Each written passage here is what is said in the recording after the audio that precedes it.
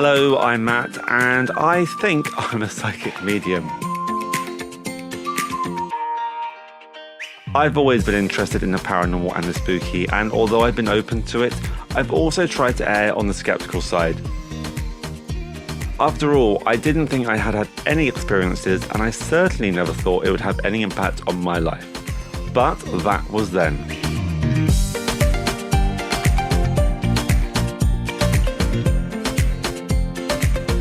Now I want to explore where this gift will take me.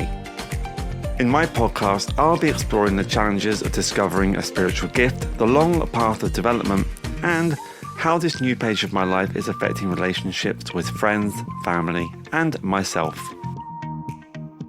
So I invite you to join me as I explore my psychic and spiritual journey, as my inner skeptic and inner medium go head to head in The Psychic Explorer.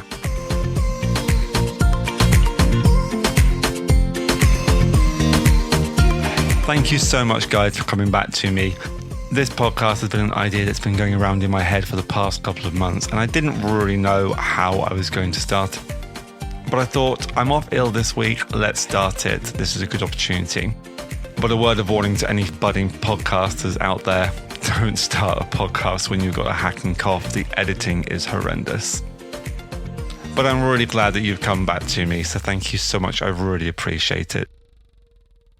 In this episode, I want to talk about the next step in my development, and that was attending a spiritual awareness course with my sister, and I want to discuss where that led, how that made me feel, the validations I got from it, and the lessons I learned from it as well.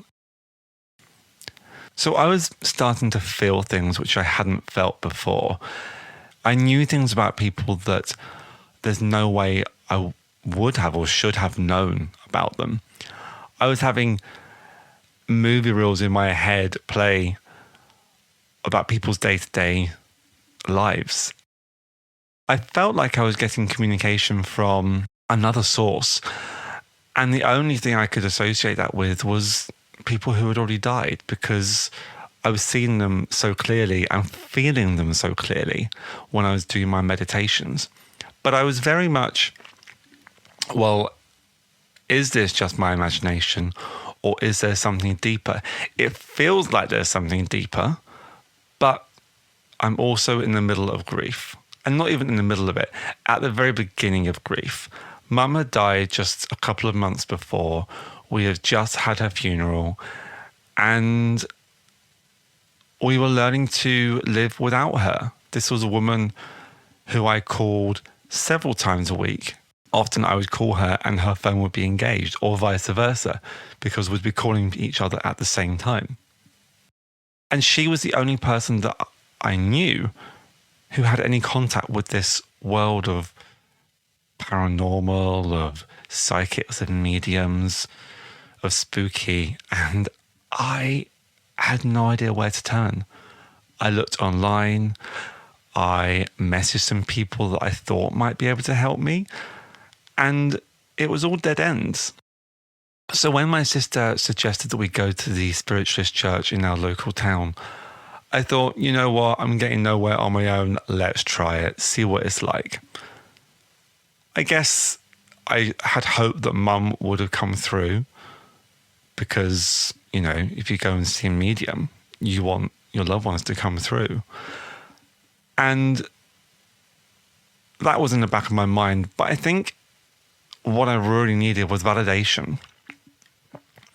So when we went to this church, and we weren't impressed by the medium who was there, by the way, who did not bring Mum through, they just so happened to talk about a spiritual awareness course that was starting in the next couple of weeks.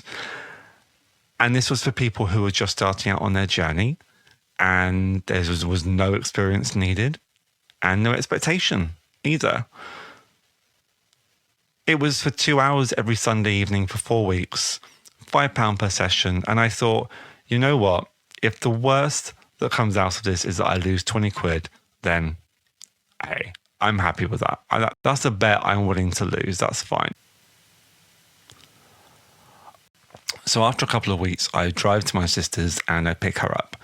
We drive into town and we walk into the same building where just a couple of weeks before, this medium had told us that our grandmother was speaking Spanish to us. I was full of doubt. I was full of skepticism. But I was also aware that this is one of the few places who could tell me what was going on with me. All the things I was feeling was getting validated by other people. However, I needed that validation from someone who I perceived as an authority, someone who was into this. I needed someone to tell me, hey, you have just lost your mum and you are in the throes of grief and you need to see a therapist. Or I needed someone to say, actually, what you are describing and saying is possible. And not only is it possible, but you are doing it. And honestly, I was okay with both. Like, if I was going crazy, that's fine. I would rather go crazy than make a fool of myself, because let's be honest, I just lost my mum in an awful way. People are going to understand that. People are less likely to understand, oh, I can talk to dead people. That's not something that was ever on my radar. And also, I was really self-conscious of the idea that people might think I was joining a cult. I didn't want people to think that I was being taken for a ride. I didn't want people to think less of me. There are people in my family who, to this day, I have not told, because I know they would think I'm either a victim of someone conning me. And how naive and how stupid was I to allow myself to do that? Someone who my whole life have been very proud, have been very independent, have been very headstrong, and have known what I wanted to do and have gone out and done it. And the idea that I'm letting myself open to hocus pocus and sorcery, that was more painful to me than the idea that I was losing my mind through depression and through grief. One of the strongest impressions that I had, quite literally a day after Mum died, was life is for living, so live it. And I was really worried that by stepping onto this road, I was not doing that. I was actually going backwards into grief. But the feelings and the impressions I had and were having were so strong, I just could not ignore them. I really couldn't. So my sister and I, we walked up to this church and we walked through the doors. And there was that same smell, that smell of mothballs and brass polish and an old 1930s building that bangs and creaks and everything else that goes with an old hall that's only opened up a few times a week. And I kept myself to myself. We met the person who was leading the circle, and she welcomed us, and we were invited to sit in a circle with everyone else there. And I have to admit, it went through my mind, oh my God, am I sat in a room full of crazy people? Am I being taken for a ride? What's going on here? But we stayed and we opened up with a meditation, and every session we opened up with a meditation. And because that meditation was guided, the meditations I was doing at home, I was taking myself through them. I wasn't talking to myself, but in my head I was saying, now watch your breathing, how you sat, go here, go there, blah, blah, blah, blah, blah. But when someone else guides you through a meditation, you're able to let go that much more. You're able to go deeper because you are not conscious, because you're not having to focus on the method of the meditation. You are just going for it. You are just being guided, and it's lovely. And maybe because I was that much deeper, the impression and the sense of Mum's presence was that much stronger. I felt her. She had a hand on each of our legs as we sat next to each other. And the sense of peace, the sense of calm, the sense of love from her was wonderful. It was really lovely. And then I noticed there was something else. And I thought, there's people behind us. And it wasn't anything visual. It was just a knowing. It was a sensing that grandparents were behind us. Great aunties, great uncles, great grandparents were all behind us. Because I'm pretty lucky. I don't have a lot of experience with death. The people who have gone when it's their time. My mum was the only person who went what I considered to be way before her time, and in a tragic circumstance. Everyone else died of natural causes or ailments in their old age. So that for me was perfectly normal. And I just felt this sense of guidance coming from behind me. And it was lovely because I think I could actually differentiate the different individuals. Both my grandparents, my great aunties, I could feel them and I could feel their personalities. And I opened up my eyes and I said, "Did you feel that?" And she said to me, "Well, I was on a hill and the wind was blowing in my hair." And we never discussed the meditations in the circle, partly because meditations are so private, but also because it takes a lot of time to discuss them. If you've got a group of 7 or 8 people and you spend 5 minutes each person discussing your meditation, that's half the session gone, and you could be using that session for practice. I remember when we went around the group and everyone introduced themselves, and I was so conscious I was not wanting to give anything away. I was aware of my body language, I was aware of my facial expressions, I was aware of what I was saying. My sister, however, she was Little Miss Chatterbox. She was telling people about her dogs, she was telling people about her work, she was telling people about her hobbies, what she likes to do. And in my head, I'm thinking, shut up, stop telling them everything about you, because if you tell them about you, they know. And I want validation. I want proof that something's going on here. If you can pull something out of a reading that you should have no idea about, that's the validation I was looking for. But my sister was telling everyone a lot about herself. But that's just my sister. She's a chatterbox. She never said anything about Mum, which I was really grateful for, because if she was going to come through, I wanted it to be because she was coming through, not because someone knew something or had heard talk about Mum. So when we were asked to introduce ourselves with our names and not even a general backstory, but just like why they were there, I made a conscious effort to say, "My name's Matt. I've recently suffered a loss and something's happening. I think a door has opened, but I am naturally very skeptical," because that was my protection. If people knew that I was skeptical, they were maybe less likely to take the piss out of me or less likely to take me for a fool.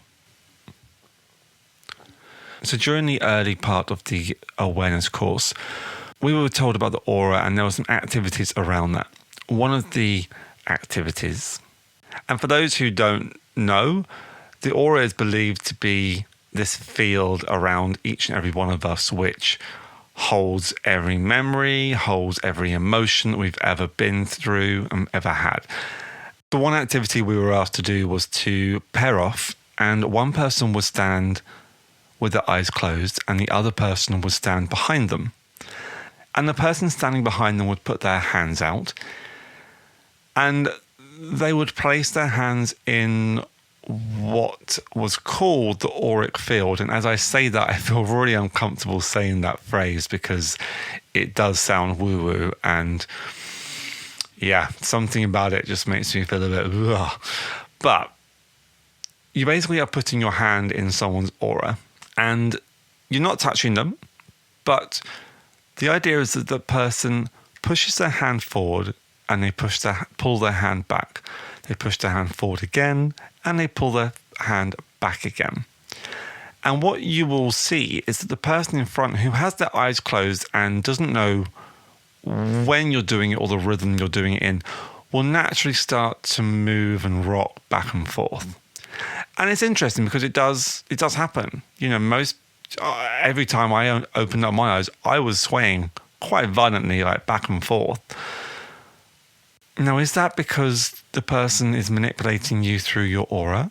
Or is it because you have your eyes closed and you move when you have your eyes closed? Even as I'm talking to you now on this microphone, I'm sat cross-legged and my body is moving back and forth.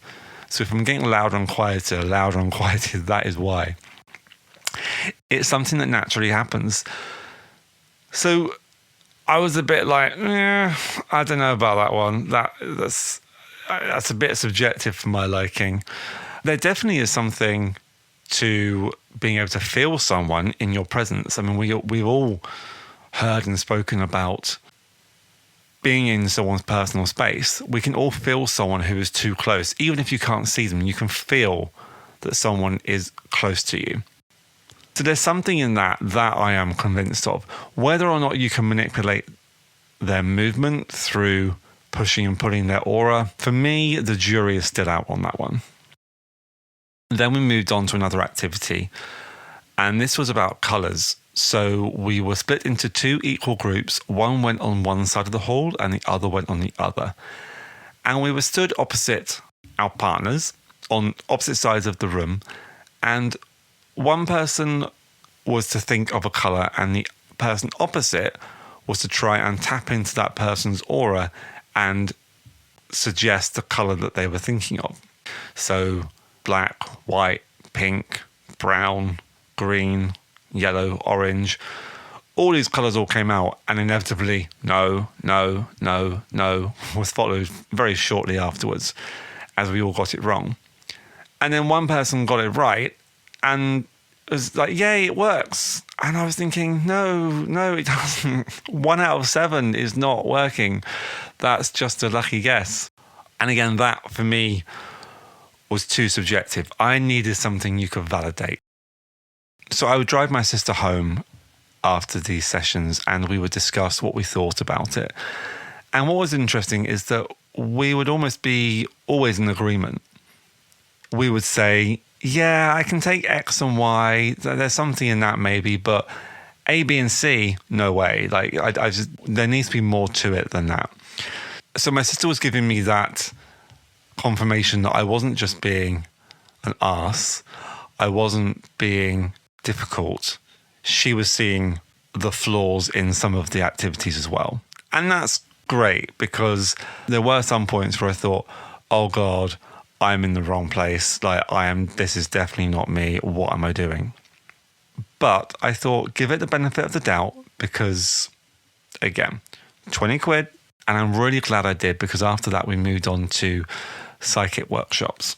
And as it's generally known, psychic is tapping in soul to soul. So if I'm sat down with you, for example, I'm not trying to see who is around you spiritually. I'm just trying to tap into you, not mind reading, just trying to see what impressions I get, what feelings I get from you. And that was interesting because there was a woman at the group who, for some reason, I immediately clicked with. I didn't really even talk to her too much, but there was just something where we saw each other from across the room. I mean, she may not feel this way, but and she will tell me if I'm wrong on this one. But for me, I felt like, oh, kindred spirit there, or I just felt an affinity to this lady, and it was lovely. She was very gentle, and she had said that, you know, she dips in and she dips out of this, but she always comes back to it. Throughout her whole life, she's always gone in, she's gone out, but she's always gone back to it. And when we were asked to pair up to do a psychic reading, we looked at each other from across the room and we just knew we were going to read for each other. So we took ourselves off into a corner and we sat down. Now, we knew nothing about one another. I was still very conscious that I did not want to talk about myself. I did not want to give anything away. And I knew nothing about this person either. And can I say, I do have her permission to talk about this. I have asked her and she's happy for me to talk about it. I would never discuss a personal reading without that person's permission. That's far too disrespectful. So we sat across from one another. And when you go to circle, there's always the awkward, do you go first or do I go first? So I think on this one, I asked her to go first. Because remember, in my head, everyone is way more experienced in this, even if they're not. I am the newbie. I am the one who's not so sure. Everyone else here is here because they fully believe it. And I'm not, so I want her to go first.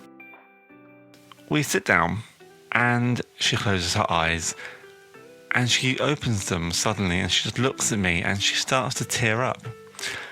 And she says, there's just an incredible amount of sadness around you. I can just feel this sadness coming from you. And she wasn't wrong. I was very sad at that time, but I tried not to let it show. And she started to tear up and she said to me, I just want to give you a massive hug. I just want to give you a big hug. And she said, there's a female around you and there's just so much love and so much pride around you.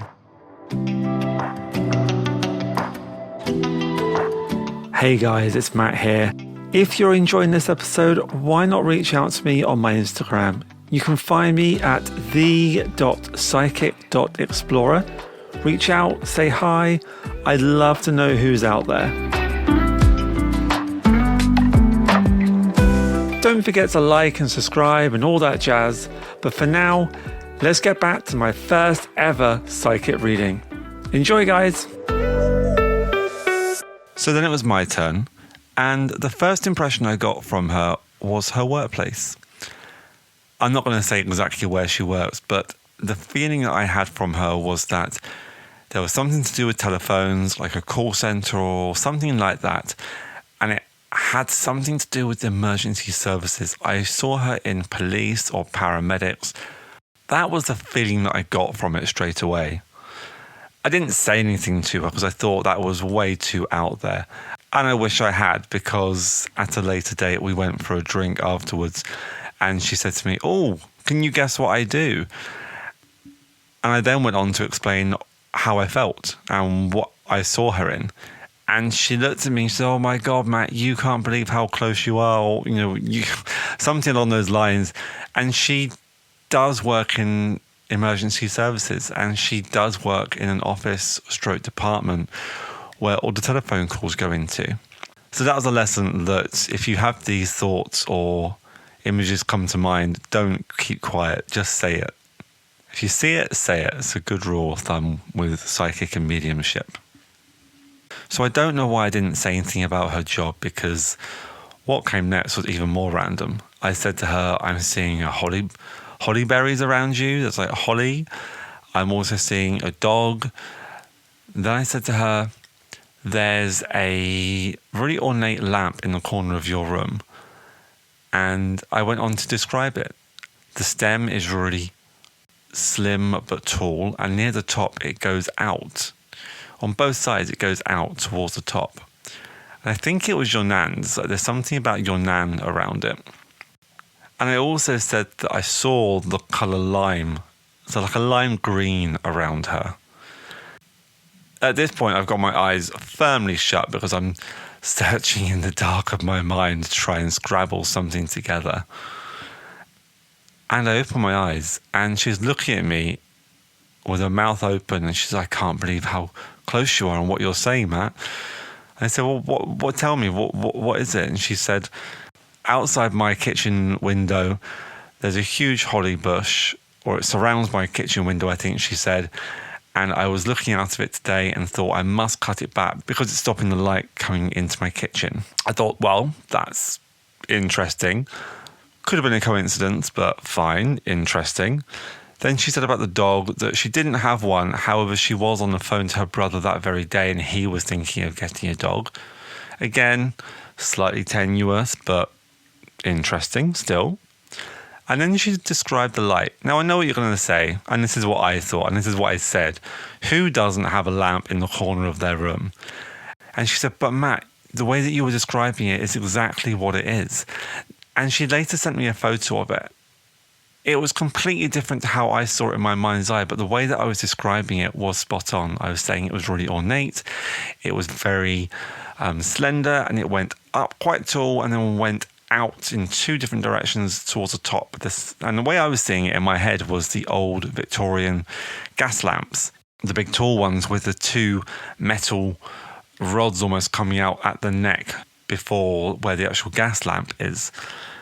That's what I was seeing in my head, but the way that I was describing it was not that. It was something more.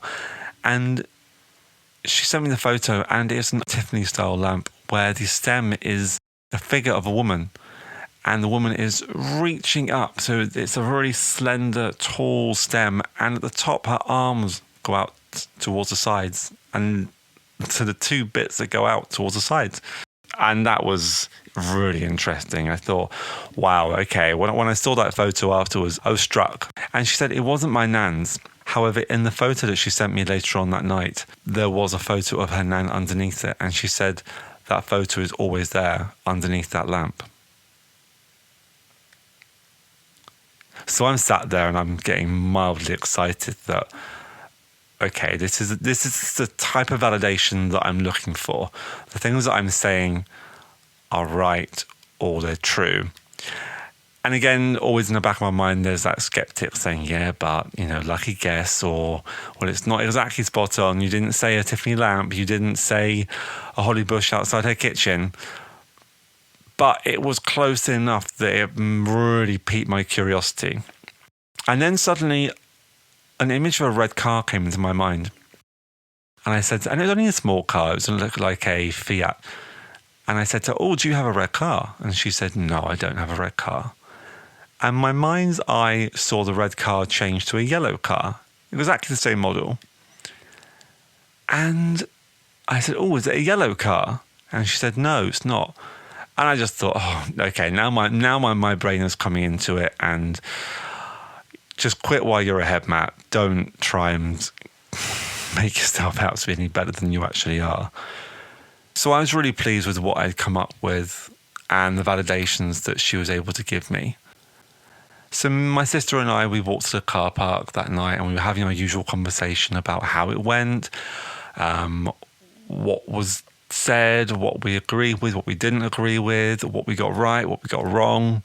And we walked down to the underground car park, and I put the ticket into the machine to pay. And as I put my card in, I turned around to the ticket barrier, and there was a little red car that drove up to the ticket barrier, and it was a little Fiat, similar to what I saw in my mind's eye earlier on. And I thought, oh, that's interesting, red car, but how many red cars are there on the road? Millions. Honestly, paid it absolutely no mind whatsoever.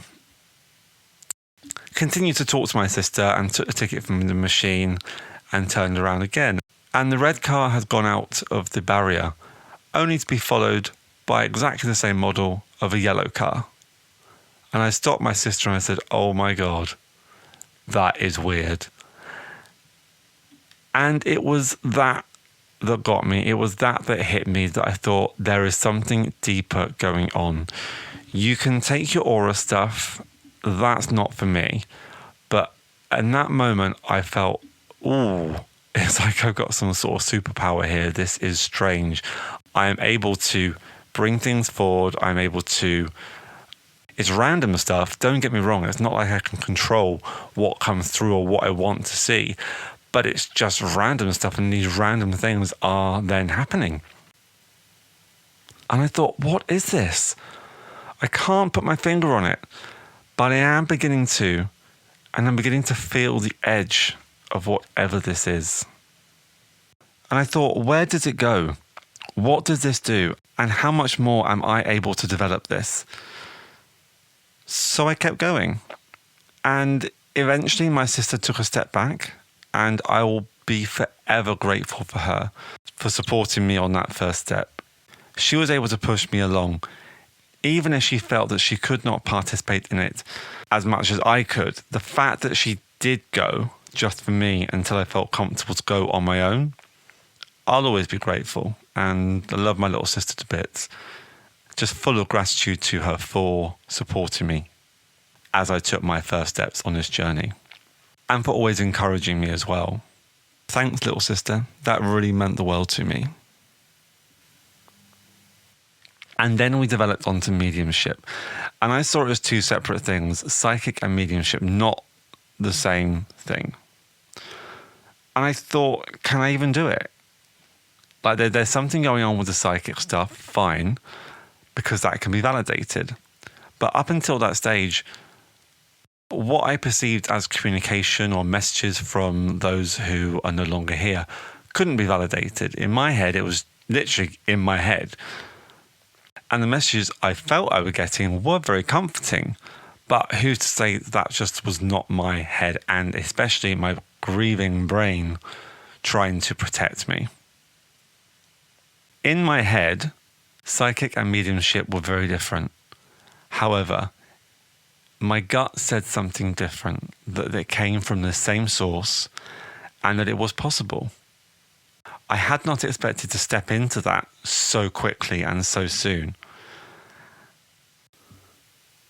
And especially since this is all kicked off, but it's true to say beforehand, I've always said, follow your gut. And my gut was saying, lean in to the readings. And we were introduced to other elements such as cards, psychometry, reading photos, and I'll talk about all those in another episode. The cards, that chimes with me. However, the psychometry and the reading photos, I just get too much in my head with those things. I read the story of the object, of how it looks, how it feels, how it smells, what the person looked like when they're smiling. I read that more than I read the energy of it. So for me, I felt like I was being drawn more towards the readings. And when we started mediumship readings, I really got in my own head. I thought I was making it all up. I held everyone else in such high regards because in only a few weeks, we had gone from I had gone from knowing almost nothing about all this to now being asked to bring through someone's loved one who had passed years ago. That was a big step. And I was thinking, surely this takes years before anyone gets to this stage. And now I am being encouraged to do this within 3 weeks of stepping through this door. It's just too soon, surely. This is not how it works. So because of my own preconceptions, I had a lot of self-doubt. There was a huge part of me that thought, this is not possible. But there was also a small glimmer within me, and it was that gut feeling that says that psychic and medium comes from the same source, saying you can and you will. And the hardest thing to do when you start reading, so you're sat or you're stood there and you're thinking, I want to say this, but what if it's wrong? And if the first thing I say is wrong, how does that make me look? And what a lesson that is to learn, not just in spirituality or mediumship or psychic awareness, but in life as well, to be able to say, I might get this wrong. But I had to learn to think, get over it. Get out of your own head and just say it. Because once you say the first thing, the rest will flow. So I'd be sat there in front of someone and I'd be saying stuff like really generic stuff. Things like, I've got an elderly lady here. I think she's your grandmother. There's an apron. There's a rolling pin. There's cats around her. And it was pretty generic. And I thought, oh, I really am just making this up. And I felt so awkward because it's so cliche. But after 1 or 2 readings went like that, I found a quiet confidence. Because even though some of the stuff that I was saying was cliche, to someone it was true. Someone's grandmother had died. Someone's grandmother had worn an apron. And she was known for her cooking. And she did have cats. So these stereotypes that we place on mediums and we place on fake readers, yes, they are easy to say and they are cliche, but if you are feeling it, and if that person you feel you are bringing through was that, then who are you to say, no, I can't say that because it's too cliche? And then once I did a couple of readings where really random things came out, that's when I got excited. And I thought, wow. And I remember being amazed, absolutely amazed, and getting in the car and driving home and being high as a kite, because you think, wow, where did that come from? And I can't believe that that really random thing that I said was right. And then you start doing more and you start getting more of it. And you think, wow, this is incredible. I'm validating what I'm saying. And it's amazing how quickly that becomes normal. I'm almost envious of when I first started out on this journey, because I'd come home. If I had got one or two nuggets of information correct during a whole 2-hour session at Circle, I came away ecstatic and I was buzzing for the whole night. Now, I can come away from a 2-hour Circle having given 3 readings to 3 separate sitters, bringing through 3 separate loved ones with 3 separate messages. And this is not me blowing my own horn, by the way. This is just an example of how normal the excitement, or how normal it almost becomes, because I can come away from a Circle now having done that and I'm like, yeah, that was a good night, and then go home and watch TV. And if you stop and think about it, it's just amazing. It's phenomenal. If you are willing to suspend disbelief, it's just amazing. And when I think about it, and as I sit here talking to you about this, I'm conscious that a big theme of both these episodes has been about my skepticism. And I'm noticing as I'm talking to you that that skepticism is washing away, that I'm becoming more comfortable with the idea that I am able to do this, because the validations I've had from those sittings reminds me that there's something in this, that these communications, these impressions I'm getting from somewhere mean something to the people I'm giving them to. And they mean something more often than they don't. So the spiritual awareness course was good for me. It started a bit woo-woo, but I found my groove with it, and it allowed me to expand, and it allowed me to become more comfortable. And it's just struck me that actually I am comfortable with being uncomfortable. It's okay to question. It's important to question. And I do. And I will continue to. The course allowed me to meet like-minded people who were in a similar situation to me, those who knew there was something going on and needed somewhere to explore that. There were also people there who were in the throes of grief. And I will talk about this on another episode, about using Circle, about using development as grief therapy. I learned that I will always be the skeptical one in the group. There are some who are more willing to accept whatever comes through, whereas I feel sorry for those who ever read me, because I do think I'm a hard sitter. I do not make it fit, and I don't believe you should. If it's not right for you, then you need to say it. Don't make it fit. But I do wonder if I'm sometimes too rigid. If it's not right exactly now, I tend to disregard it. And I want to remind you of the very first psychic reading I ever gave, that I was speaking about earlier on, to my friend.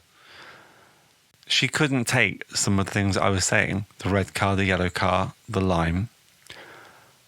But actually, the red car and the yellow car, I feel that came to fruition less than an hour later. And then there was the lime. Now, I had completely forgotten about this until I messaged my friend, asked her permission to talk about her reading in this podcast.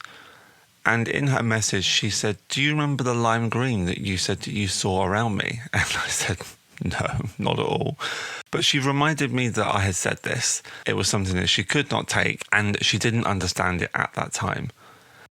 And in her message, she said to me, but it wasn't until months later on, she realised that the colour of the walls in her work are all lime green. So she's literally surrounded by lime green. So there's an example of when you're in a reading and somebody says no, and you want the ground to swallow you up, actually that no can turn into a yes. And that's also something I'm going to be talking about in another episode about the no's, that sometimes the no's are needed and you shouldn't make things fit, because if you make things fit, then you are doing neither your sitter or the medium any favours. I really enjoyed the spiritual awareness course, and after those 4 weeks, it turned into a regular circle where the people from the course attended. Some stepped back, new people came and joined, and it was somewhere to go every Tuesday evening to experiment, to be in the company of like-minded people, and for really relaxing meditations. But more than that, it was somewhere to get the validations that I needed at that time. Validation from the sitter, validation from the people that run the course, that I did or didn't need therapy, or that I was or I wasn't receiving the messages that I felt I was receiving. And honestly, I would have been happy with either or. For someone to say, no, you are clearly being affected by what has happened to you this year. But that didn't happen. The validations came. The things that I was saying, the impressions I was feeling, the words that I was using to give my messages, they were all validated. I would sit in front of someone and say a phrase, or say in a way, or look a certain way, which is not me. And the person in front of me would say, "Wow, that was my mum," or "Wow, that was my dad. That's what they used to say. That's how they used to look at me." And it's such a strange, awkward feeling sometimes when you're sat in front of someone and you say something. You say a word or a phrase that you wouldn't normally use, and this person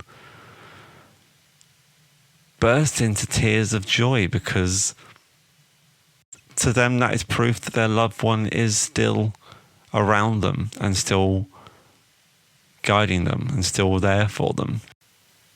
How would I know how a person looked or a way that they used a phrase? I wouldn't. I don't.